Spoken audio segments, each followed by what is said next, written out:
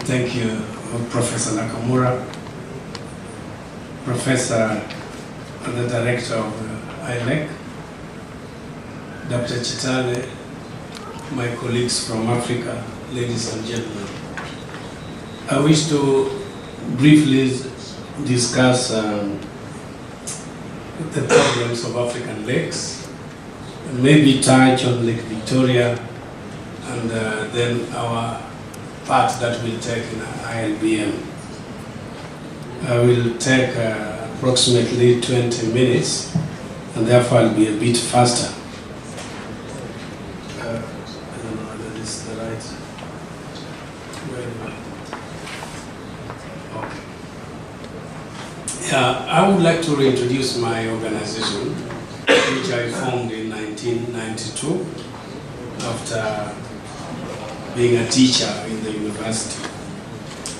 It's called OSIENALA, which means Friends of Lake Victoria, and that is the headquarters at the beach.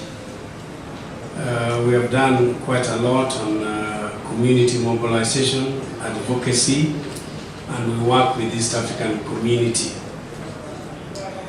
to make us reach the communities. We have a radio program. We are broadcasting in radio. Those of you who want, unfortunately you don't understand the language, but you can get it even in Japan here. I do enjoy it. And then recently we established a television broadcasting station which does the English, Swahili, and local language to mobilize community and also assist us in getting funds to do our programs without depending on donors.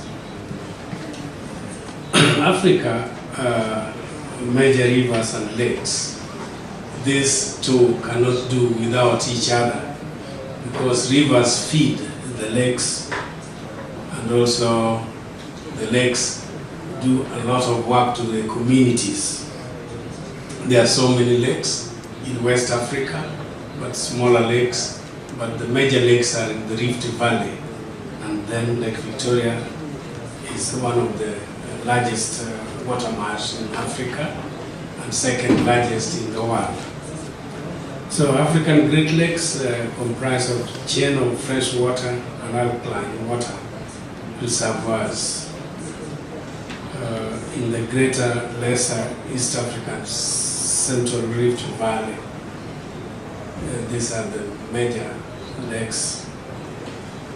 Apart from Lake Chad in the north, which has a lot of problems now, there are others also, the man-made lakes like Lake Kariba. You will hear about Lake Chebera from Zimbabwe.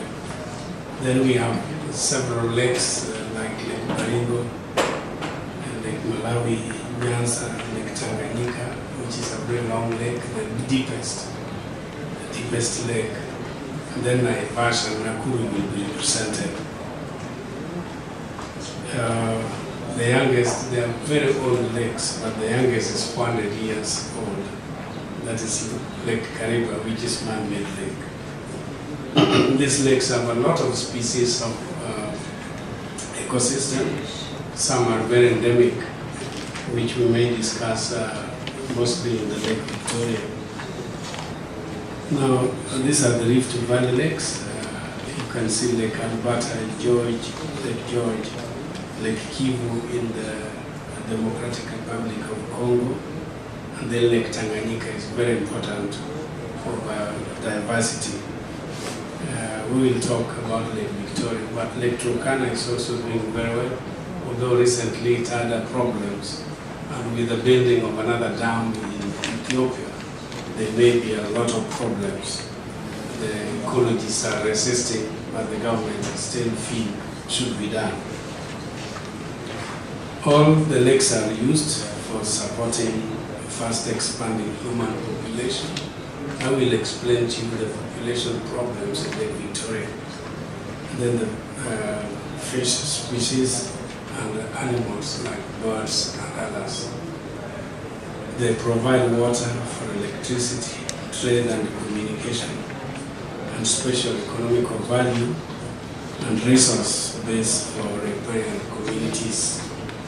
So these lakes are very important and beehives of community participation. Later on I'll give you the demography of Lake Victoria and you'll see how these lakes are surrounded. And that gives us a lot of challenges in lakes management. And the rapid population growth in the riparian communities, expansion of urban centers near these lakes also, because this is the source of water. And then comes the problems of population from point source and non-point sources. Point sources could be municipalities, industries, and others. And then non-point sources from the farms, which is very extensive. And then there's also large demand of fisheries resources. And with the factories built, people continue to fish both day and night. And that has brought a lot of ecological problems. We have a problem. I don't know whether it's happening here in Japan, but Africa, we have very good legislation, but they are not enforced, non-enforcement. And if it's done, then the fines that are given are so little that industrialists would even like to be fined rather than build billions of waste management facilities. Then we have deforestation. We still use firewood in our cooking and charcoal. And we have cattle that roam, therefore there's a lot of deforestation. Climate change effect is also catching up with us. And then weak regional integration, which we are going to discuss in ILBM, and low-level community participation. Because of poverty, communities just want to survive, and therefore they continue to do that. There are other problems like HIV, AIDS, typhoid, cholera, tuberculosis, which are rampant also in the Lake region. Now, within this, in Africa, we have Lake Victoria. It's almost in the middle of Africa, which is also very important, with a surface of 68,000 square kilometers. Lake Victoria is the first largest, it's the largest lake by area, and it's the largest tropical lake in the world. This lake is second largest freshwater lake. The water is so fresh that you can drink, although there are certain parts which, because of some problems, I advise you not to drink. The areas where we can swim and the areas where we cannot swim. So, in terms, it's a very important lake to the whole of Africa. Now, it gets water to direct precipitation, and then from thousands of streams and rivers that flow into that. The largest river is the river Kagera, which comes from Rwanda, Burundi, and up through Uganda, and then to the lake. The two rivers leave the lake, the White Nile, which is a wonderful river that goes up to Egypt, and then the smaller ones which flow from Uganda. And then you can see the catchment of the lake.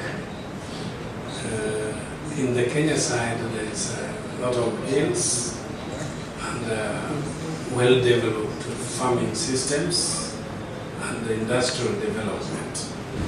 The rest in Tanzania is a bit lower, but has also their own effect problems. If you talk about demographic trends in Lake Victoria, you can see in 1960, the red, you can see, is it okay? Yes, you can see there were very few people in 1960. Around Kenya side, Uganda, of course.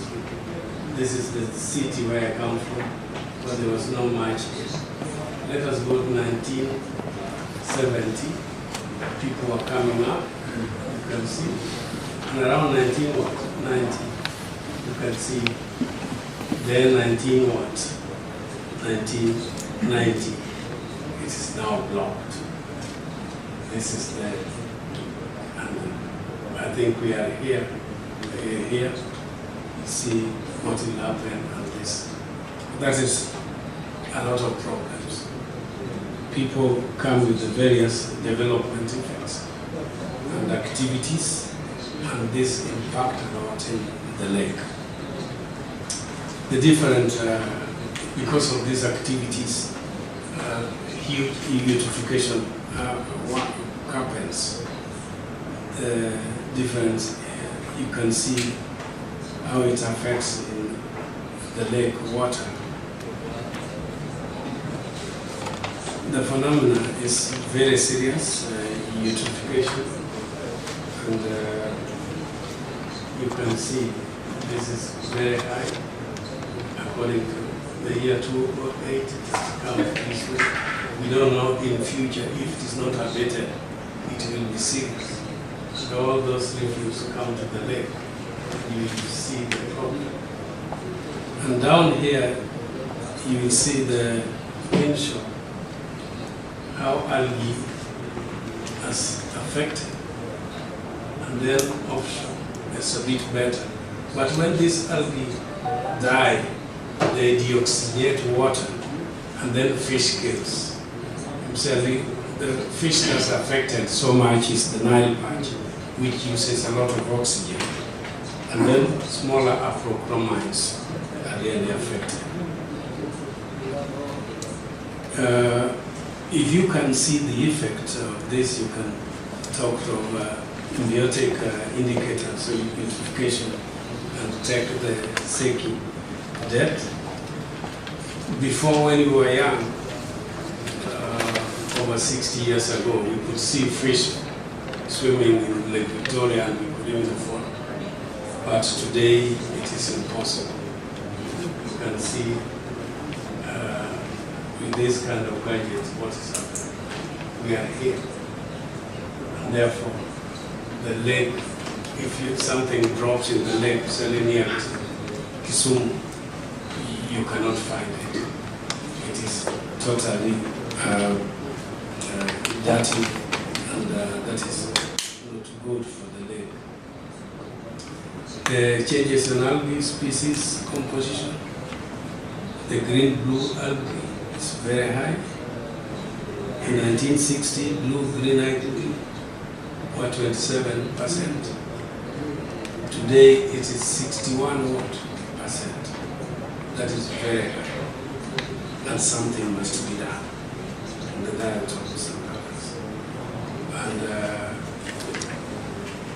more industries are being built, more cities are building.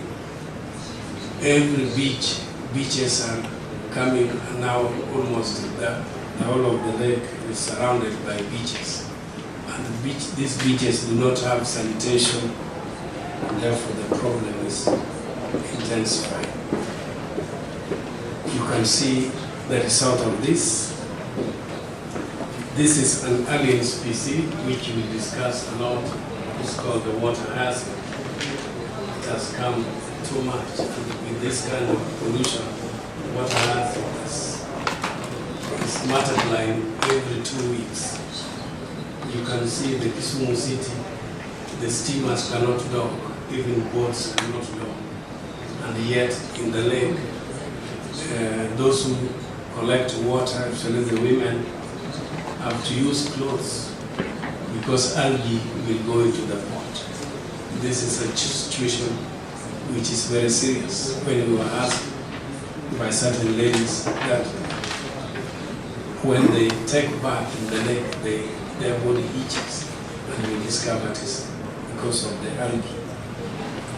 This is the algae situation, and has affected the fisheries resources, The endemic fish, the chlocomines, most of them are gone because of the problem. Most of this. And yesterday I saw beautiful fish in the museum. The only ones still remaining in the market you can find. We used to find about 24 species in the market, but today if you come to our market, you will only see 3. That is the introduced Nile perch, this Nile tilapia, and the serpentine. The caragena, which is used mostly for feeding poultry. These are some of these fishes, and the Nyanza carp is not even spared. It's even worse than the bigger Lake Victoria.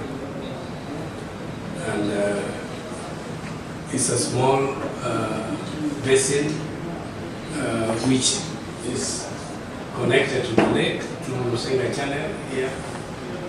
And this is very bad.